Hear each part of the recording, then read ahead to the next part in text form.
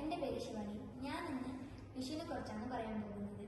വിഷു കേരളയുടെ ട്രഡീഷണൽ ഫെസ്റ്റിവലാണ്. വിഷു എല്ലാ വർഷവും 14 അല്ലെങ്കിൽ 15 ഏപ്രിലാണ് സെലിബ്രേറ്റ് ചെയ്യുന്നത്. വിഷു കേരളയുടെ പുതുവർഷം എന്നാണ് പറയപ്പെടുന്നത്.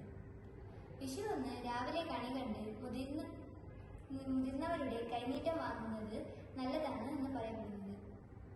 വിഷു അന്ന് വിഷു സദ്യയും കഴിച്ച് പായസം കൂടെയാണ് ആഘോഷിക്കാൻ വരുന്നത്. നന്ദി. നമസ്കാരം, എൻ്റെ പേര് എസ് ശാലിനി. ഞാൻ 11th ക്ലാസ് PMC ജവഹർ നവോദയയിലാണ് പഠിക്കുന്നത്.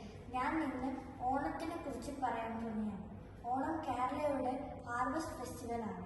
മഹാബലി വീട്ടിലേക്ക് വരും. വീട്ടിൽ പൂക്കളമിട്ട് അലങ്കരിക്കും. എന്നിട്ട് സദ്യയും വീട്ടിൽ ഉണ്ടാക്കി കഴിച്ച് ആഘോഷിക്കും. Thank you.